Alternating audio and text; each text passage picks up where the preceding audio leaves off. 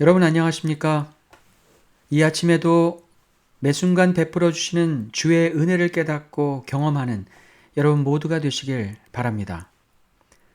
오늘은 화요일 교과 처음 세계의 재앙이란 주제로 교과 내용을 함께 살펴보겠습니다. 먼저 기도하고 시작하겠습니다. 아버지 하나님, 오늘도 새로운 생명을 주셔서 하나님을 내 삶에 모시며 하루를 열게 하시니 감사합니다. 우리 앞에 너무도 많은 문제와 아픔이 있습니다. 그러나 그 고통 가운데서도 하나님을 향한 소망을 놓지 않게 하여 주시옵소서. 단순히 문제의 해결만을 바라기보다 이 어려움 속에서 우리를 더욱 주께 가까이 이끄시는 하나님을 발견하게 하여 주시옵소서. 이 아침 바로의 모습에서 우리의 모습을 보게 하시고 하나님께 소망을 두는 우리 모두가 되게 하여 주시옵소서. 예수 그리스도의 이름으로 기도합니다. 아멘. 애굽에 임한 열 재앙은 단순한 재난이 아니라 애굽 사람들이 의지하고 섬기던 그들의 신들을 향한 하나님의 심판이었습니다. 그 시작은 나일강이 피로 변한 첫 번째 재앙이었습니다.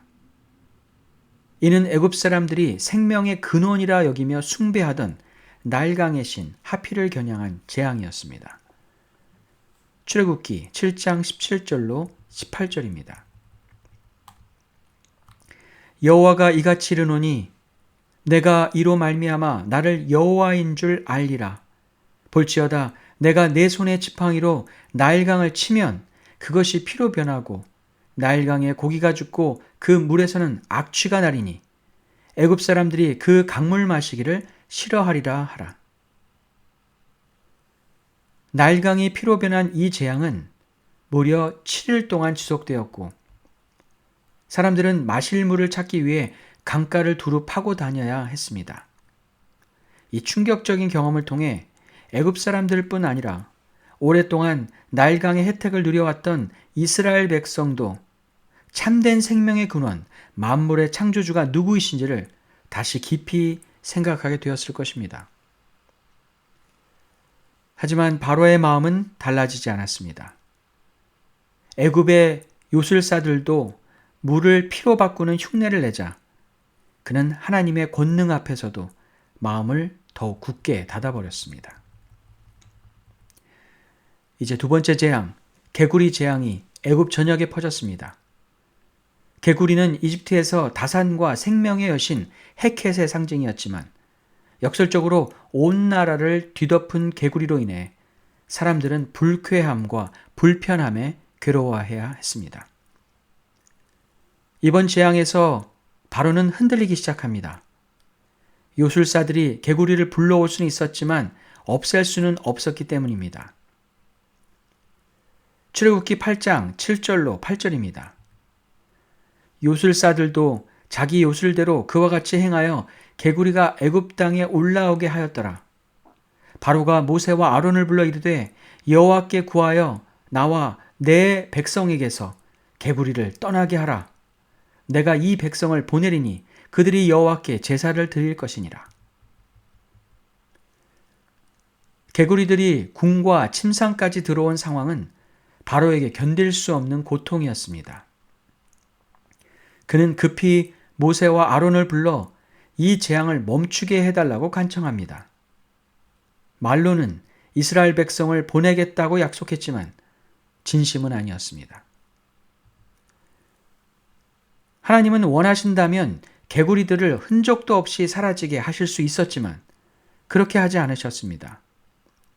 개구리들은 모두 죽어 땅에 남아 썩었고 그 악취는 온 애굽에 퍼졌습니다. 이는 하나님의 이적이 요술사들의 흉내와는 차원이 다르다는 것을 보여주시기 위함이었습니다. 하지만 악취가 사라지자 바로의 마음도 다시 원래대로 돌아갑니다. 그는 자신의 약속을 철회하고 또다시 마음을 완악하게 합니다. 불편함이 있을 땐 하나님께 간청하지만 고통이 지나가자 아무 일 없던 듯 하나님을 무시하는 바로의 모습은 오늘날 우리 인간의 모습과도 닮아 있습니다. 이제 세 번째 재앙이 애굽을 덮습니다. 땅의 먼지에서 이가 올라오는 재앙이었고 이번에는 요술사들도 흉내낼 수 없었습니다. 그들은 마침내 하나님의 권능을 인정하며 바로에게 말합니다. 출애굽기 8장 19절입니다. 요술사가 바로에게 말하되 이는 하나님의 권능이니이다 하였으나 바로의 마음이 완악하게 되어 그들의 말을 듣지 아니하였으니 여호와의 말씀과 같더라. 하나님의 권능에 대한 요술사들의 고백이 있었지만 바로는 여전히 마음을 굳게 닫은 채 그들의 말을 듣지 않았습니다. 재앙이 반복될수록 그의 마음은 더 강팍해졌고 죄된 고집은 하나님의 권능조차 깨닫지 못하게 만들었습니다. 그는 주변의 조언에도 귀를 막고 자기 완악함 속에 더욱 깊이 빠져들었습니다. 애굽에 임한 재앙들을 통해 애굽 사람들은 자신들이 믿고 의지했던 것들이 오히려 고통의 원인이 되는 현실을 마주하게 됩니다.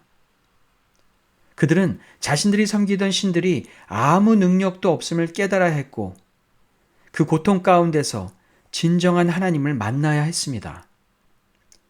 그러나 많은 이들은 단지 재앙이 끝나기만을 바랐고 고통 넘어 계신 하나님을 보지 못했습니다. 오늘날도 우리는 수많은 고통과 시련 속에 살아갑니다. 어떤 사람은 그 고통이 사라지는 것만을 유일한 희망으로 삼고 살아가고 또 어떤 사람은 그 고통을 통해 새로운 길을 발견하기도 합니다. 그리스도인인 우리는 이 질문 앞에 서게 됩니다. 우리 앞에 놓인 고통과 아픔 앞에서 우리는 무엇을 바라보고 있습니까? 단지 문제가 해결되기만을 기다리고 있습니까?